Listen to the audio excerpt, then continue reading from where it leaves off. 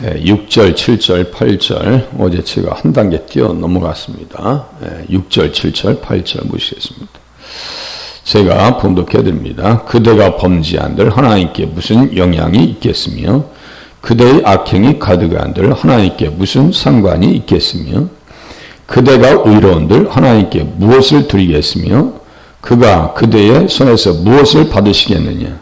그대의 악은 그대와 같은 사람에게나 있는 것이요 그대의 공의는 어떤 인생에도 있느니라. 아멘. 한 번도 욥을 인정하거나 칭찬하지 않습니다. 이것이 율법의 사람들의 특징입니다. 예수님을 유대인들은 한 번도 인정하고 받아들인 적이 없습니다. 끝내 십자가에 매어 탑니다.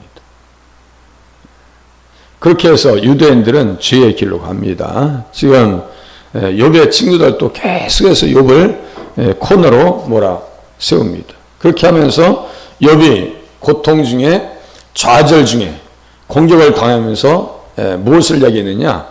복음을 이야기했다라고 말씀을 드렸어요. 그것을 구약에서는 비밀이다. 어제 한참 말씀드렸어요. 마땅히 우리를 그리스도의 일꾼이요 하나님의 비밀을 맡은 자로 여길지어다.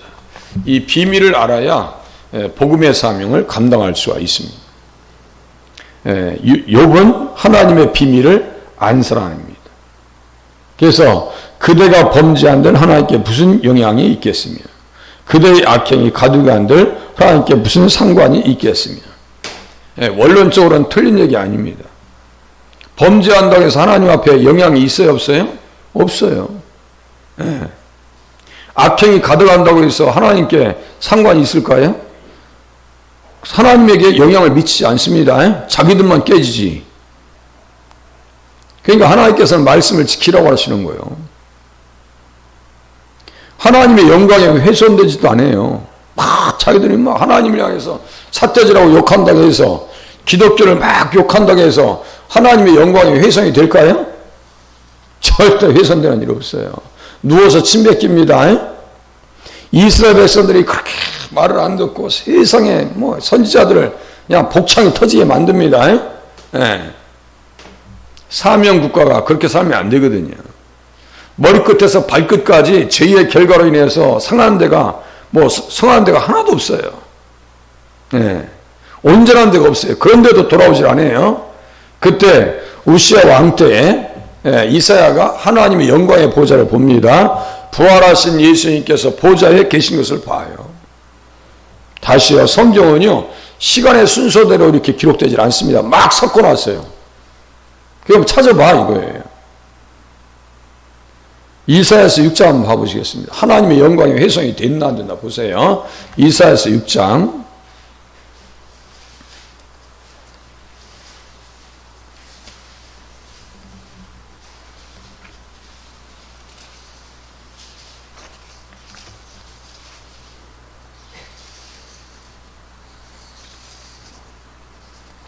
절대로 하나님의 영광이 훼손되지 않습니다.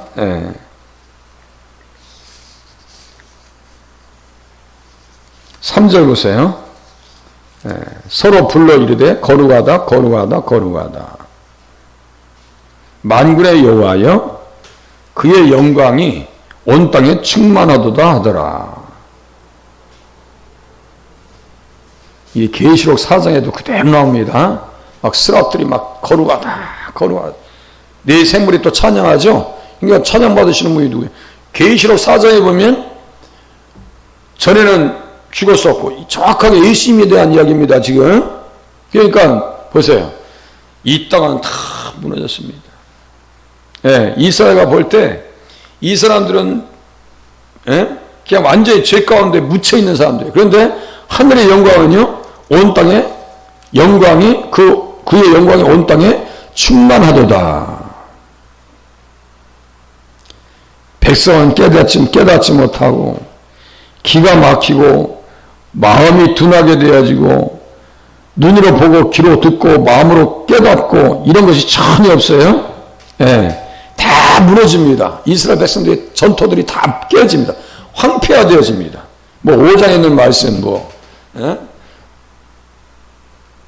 한 호멜에 에바 한 호멜에 종자를 뿌려도 간신히 한 에바가 나리라. 이 엄청난 땅을 다 더럽혀 놨어요. 그럼에도 불구하고 하나님의 영광은 훼손이 돼야 안 돼요? 안 됩니다. 전혀 관계없어요. 그래서 이렇게 얘기하면 안 된다는 거예요. 예? 그대가 범죄한들, 그대가 범죄한들 하나님께 무슨 영향이 있겠으며 그의 악행이 가득한들 하나님께 무슨 상관이 있겠으며. 하나님의 영광을 가리지요. 하나님께서 안 기뻐하십니다. 사람이 무너지는 것을 보고 하나님께서 기뻐하실 일이 없어요. 신약 성경도 똑같아요. 하나님께 영광을 돌리라고 있어요. 사람의 제일 되는 목적은 뭐예요? 하나님께 영광을 돌리는 것이라고 서유리문 다 1번에 이야기하고 있어요. 고린도전서 6장 한번 보시겠습니다. 고린도전서 6장. 이렇게 얘기하면 안 되는 거예요. 엘리후처럼.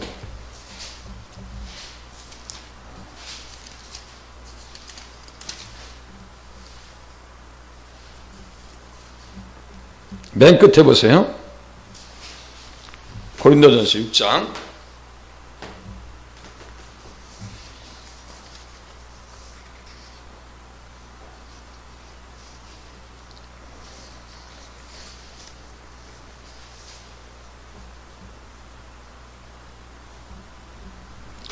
값으로 산 것이 되었으니 그런즉 너희 몸으로 하나님께 영광을 돌리라.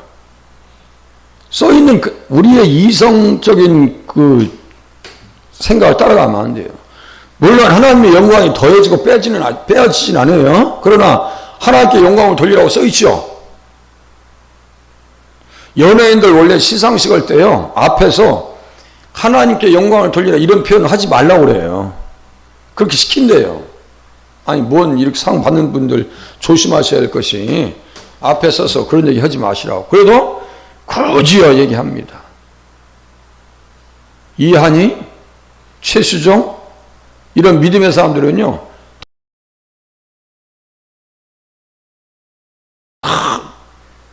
그러면서 자기의 색깔을 확실하게 드러냅니다. 이게 믿음이죠.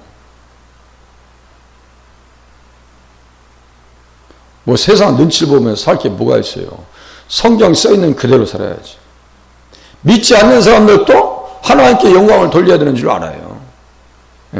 사무엘상 6장에 보니까요, 이스라엘 신께 영광을 돌리라 그래요. 그게 무슨 말이냐면요, 사무엘상 5장하고 6장 보면 언약궤를 뺏기죠.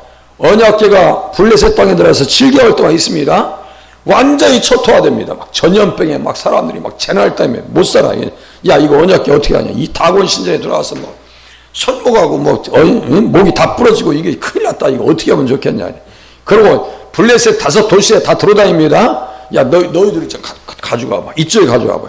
다 막 난리 나서 전염병이 생겨버립니다. 그러니까 야, 이거 돌려보내야지. 그냥 되면 안 되겠다 해서 그때 새수레에다가 뭘 실었어요? 언약궤를 싣고 보냅니다. 뭐 금독점, 뭐 금지 이런 형상 해가지고, 독종 5과 금지 5마리.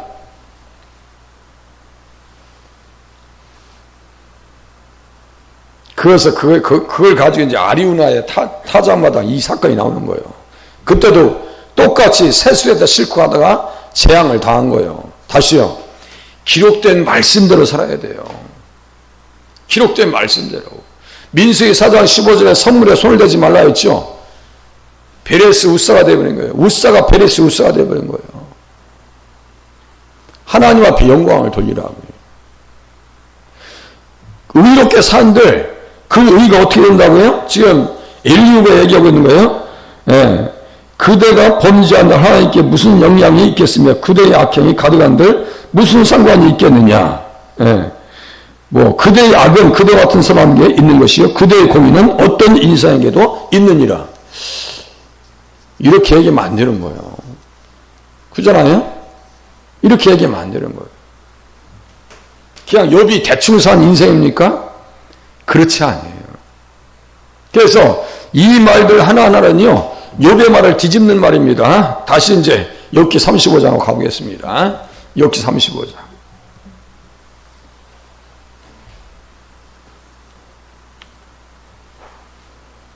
하나님께 범죄해서 영향이 없다 해서 죄를 져야 돼요? 그대의 악행이 가득한데 하나님께 무슨 상관이 있겠으며, 이 말은 어떠한 위험성이 있어요? 범죄해도 악행을 해도 문제가 되지 않지 않겠느냐 라고 하는 빌미를 줄 수가 있어요. 그죠? 우리 문학가들이 가끔 그런 얘기 합니다. 죄는 사람이 짓고 용서는 하나님께서 하시는 것이다. 이 문학가들이 하는 얘기입니다. 가장 대표적인 거예요. 그렇다고 해서 우리는 죄를 져야 돼요? 안 져야 돼요? 지면 돼? 안 돼요? 안 된다고요. 제가 말씀드렸어요. 어린아이 같은 마음으로 말씀을 들으시라고. 저도요, 일상의 인문학, 유튜브 강연하는 분들 얘기 들어보면요, 정말 역사 속에서 대단히 잘 산 사람들 많아요. 어떻게 하면 그렇게 살 수 있을까? 그 끝에 가서 저를 절망시킵니다.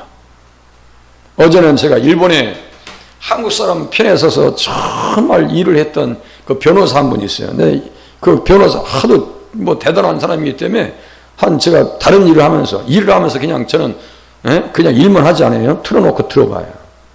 근데 그분은 정말 일본 사람에도 불구하고 일제 36년 동안에 한국 사람들을 변호하고 독립운동가들을 변호하고 그렇게 해서 많은 사람들을 저 일본의 신들러 리스트라고 그래요. 이름을 까먹었어요. 뭐 무슨 부인. 그리고 한국에서 군민 애국자인가 무슨 훈장을 줍니다. 한국에서 훈장을 준 사람이 일본 사람에게. 그럼 얼마나 대단한 사람이에요. 그런데 끝에서 하는 말, 나는 양심을 믿습니다. 이 말이 저를 실망시켰어요. 나는 양심을 믿습니다. 그분이 존경하는 사람이 톨스토이예요. 묵자의 사상을 존경합니다.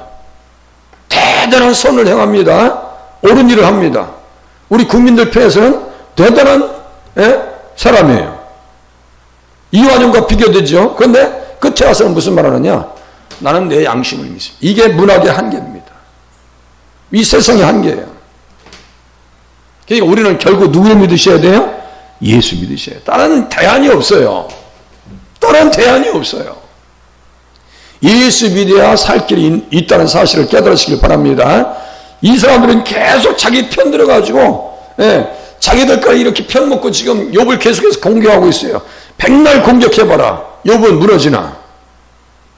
예수님께서 붙드셔서 욥을 통해서 예수 그리스도의 복음을 드러내려고 하시는데 자기들이 어떻게 무너뜨려요? 그러면서 7절 보세요. 그대가 의로운들 하나님께 무엇을 드리겠으며 그대가 그대의 손에서 무엇을 받으시겠느냐. 저는 빌미를 줄 가능성이 크다고 말했어요. 그래서 범죄란 얘기요. 지금 악을 행해란 얘기요. 악을 행했단 얘기요. 지금 못돼 먹었단 얘기 아니에요. 지금 하나 마음에 안 든다는 얘기 아니에요. 그럼 보세요. 7절 보시면 5자 써 있어요. 누구와 같이 공격하는지 보세요. 욥기 22장 2절과 3절 보세요. 욥기 22장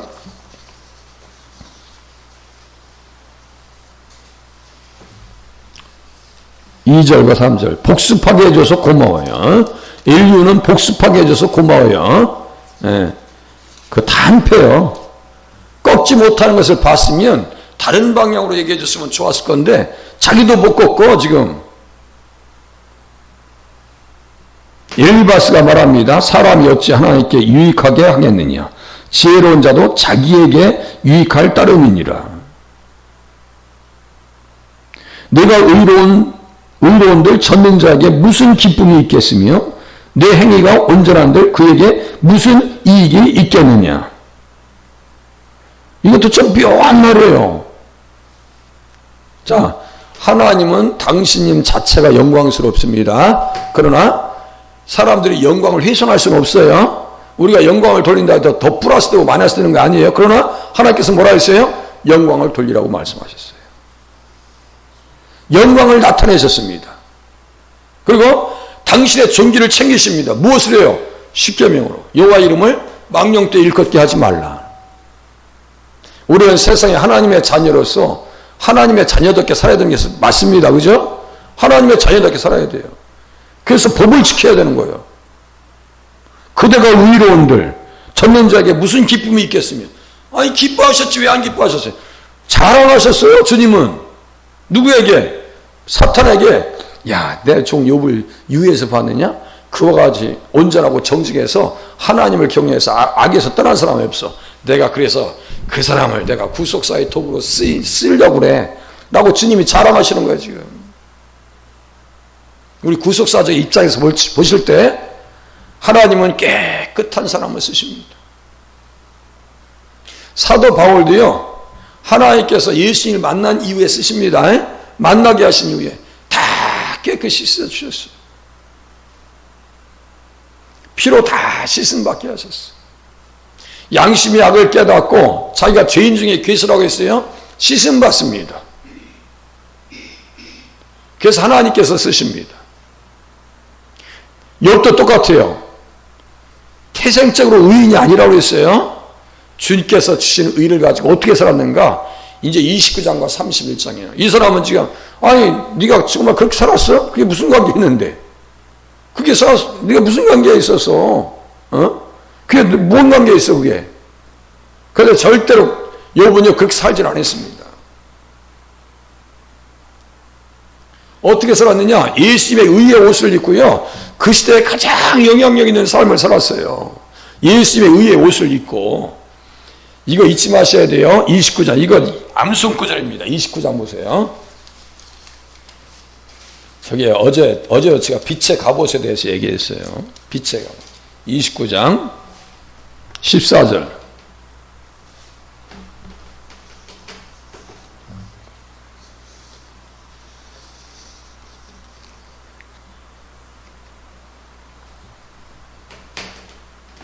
내가 의를 옷으로 삼아 입었으며 나의 정의는 겉옷과 모자 같았느니라. 의롭게 살았어요? 안 살았어요? 옷이라고 하는 것은요 행위를 얘기합니다. 무슨 뜻인지 아시겠죠? 옷이라고 하는 것은 행위를 얘기합니다. 옛사람과 새사람의 행위는 달라요? 같아요? 전혀 다릅니다. 전혀 달라요. 새사람은 누구의 형상을 입은 사람이에요? 예수 그리스도의 형상을 입은 사람입니다. 회복한 사람이요. 옛사람은 누구의 형상을 가지고 있는 사람이요? 아담의 형상을 가지고 있는 사람이에요. 아담 안에 있는 사람이에요. 이 차이가 있어요. 예수님의 형상을 입고 살려면 예수님을 배워야 됩니다. 에베소서 4장 잘 보세요. 하나님을 따라 의와 진리와 거룩하심을 입은 새 사람을 입으라고 그랬어요. 이게 무슨 말이죠? 너희는 그리스도를 그와 같이 배우지 않았다. 배워야 새 사람의 옷을 입을 수 있어요. 배워야 됩니다. 예? 그래서 어떻게 했냐면요. 절대로 죄악 가운데 들어가는 삶을 살지 않았어요. 그래서 하나님께서 인정하시는 거예요. 누구를 통해서도 사탄 앞에서도 인정하지만 에스겔도 노아, 다니엘, 욥 이 세 사람의 의에 대해서 이야기합니다. 그냥 일반적인 의가 아니라고요. 늘 하나님 앞에 존전 앞에 살면서 어떤 분이 기도하시는데 코람데오의 삶을 살게 해달라고. 제가 구청가 설교한데 어떤 분이 기도하시는데 코람데오의 삶을 살게 해달라고 기도하시죠. 코람데오는 하나님 앞에서 합당한 삶을 살기 위해서. 욥은 어떻게 살았는가? 31장 봐보세요. 31장. 여기 만일이라고 하는 단어를 몇 번 쓰냐면요. 보세요. 31장. 여기 만일. 여기 if요, if. 영어로는 if로 번역했어요. 다 if. 내가 그렇게 했다면, 했었다면, 과거 사실에 대한 반대, 했다면, 지금도 현재 사실에 대한 반대. 난 그렇게 살질 않았어.